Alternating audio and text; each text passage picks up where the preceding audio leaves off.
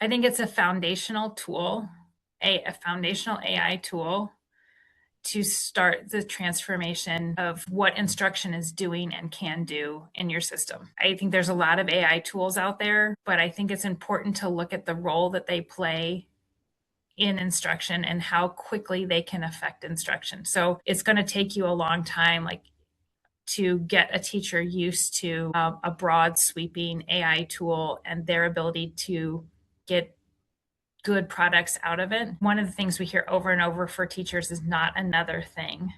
I can't do another thing. I can't learn another thing. I've never had a teacher tell me that with Diffit. I've never had them not look at it and go, oh, okay, because they immediately see the use case and they immediately make the connection between what they need, what their students need, and how they can leverage this tool.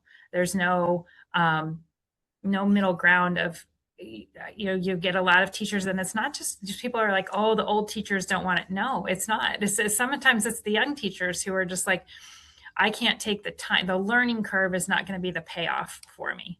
The learning curve has a huge payoff for people with Diffit. If the learning curve is small, it's not that hard to dip your toe in the water and then start generating more energy around your lessons and how you can bring things to students.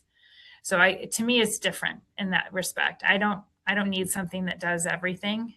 I need something that does what it does really well. While you were talking, I looked up your account, and I saw that your teachers have generated 16,214 resources in Diffit, 2,000 of them in the last 28 days alone, which is like remarkable, right? But I think these sort of high level numbers are a little bit hard to like understand what that really means in the day-to-day reality of a teacher. You've been working with your teachers and your teams. What does it actually look like? Tell me about one of those resources or a teacher, actually, what does it look like when it's actually used in the classroom? Yeah. So I think really effective use of Diffit is leveraging what I wish I could do, what I couldn't have done without this tool. So like a good example is we have a CTE teacher, somebody who's not a teacher by trade, came out and is in the classroom trying to, help the kids think about the real world, right?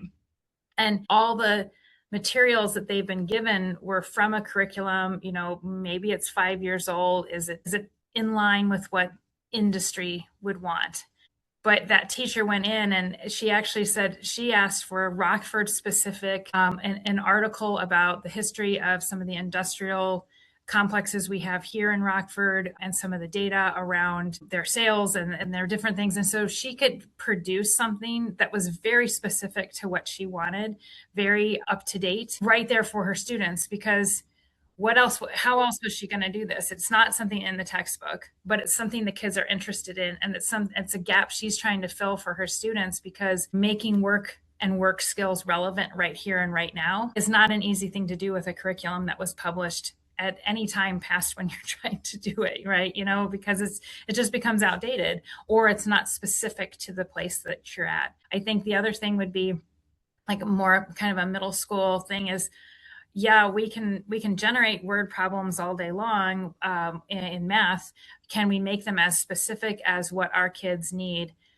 And I've never seen any workbook that's bottomless, right? You always run out of pages on that skill and you're like, okay, well, we need some more. They're not quite getting it. I got to give it in a little direction, or I want to blend it with a slightly different skill. And the teachers just have that flexibility to be nimble with how they respond to the students' needs, because it's not going to take them hours, or it's, 2 years ago, 3 years ago, it wouldn't have even been an option to create a whole new set of problems or passages based on where my students are at or their interests.